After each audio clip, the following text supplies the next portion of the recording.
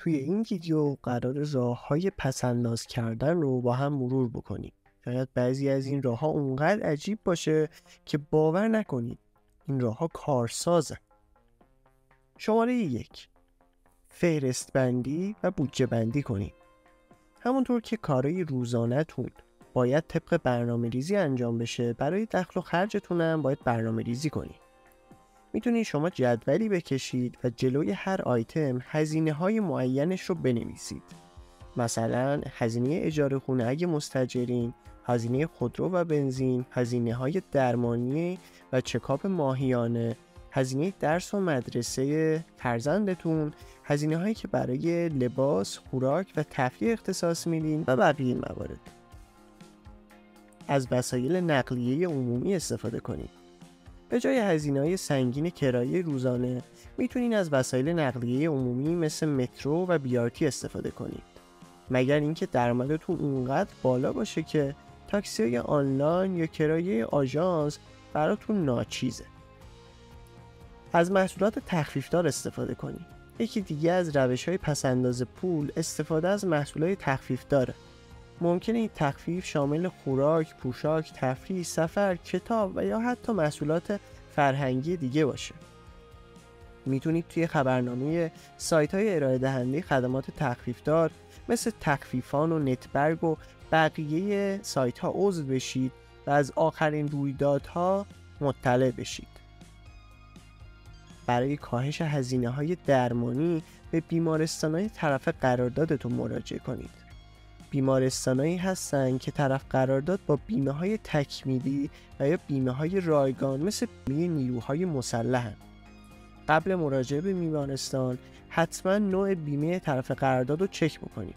اگر نوع بیمه خدمات درمانی شما مشمول تخفیف و یا رایگان هست، حتما استفاده کنید. این حق شماست. راه 5: برای پیرایش ماهیانه به آموزشگاه‌های آرایشگری سر بزنید. چرا آموزشگاه‌های آرایشگری؟ چون داشتن مدل رایگان برای هنرجوها الزامیه. هنرجوها برای تمرین آرایشگری از افراد میخوان تا مدلشون بشن و بدون دریافت پول موی اونا رو اصلاح میکنن. شماره 6: از تورهای تخفیفدار یا لحظه آخری استفاده کنید.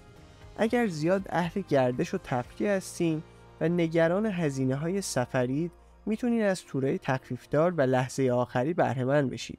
بعدیش اینه که همیشه باید یه چمدون پر توی خونه داشته باشین و منتظر زنگ آژانس هواپیمایی باشید تا به سرعت به سمت فرودگاه حرکت کنید.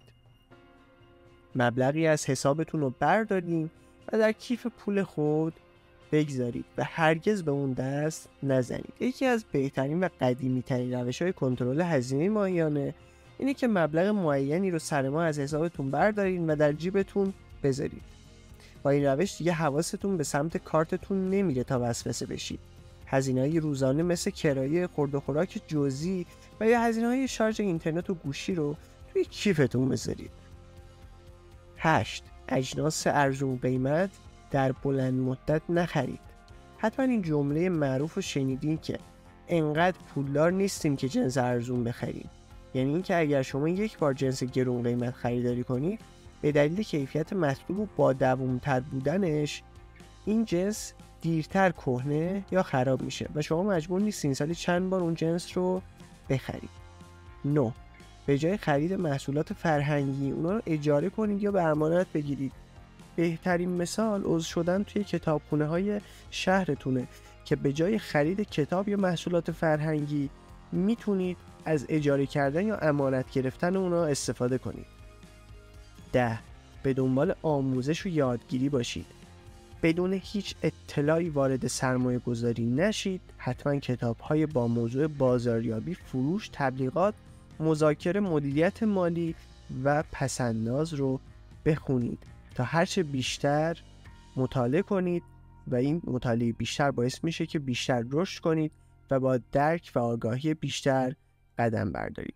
امیدوارم از این ویدیو لذت برده باشید.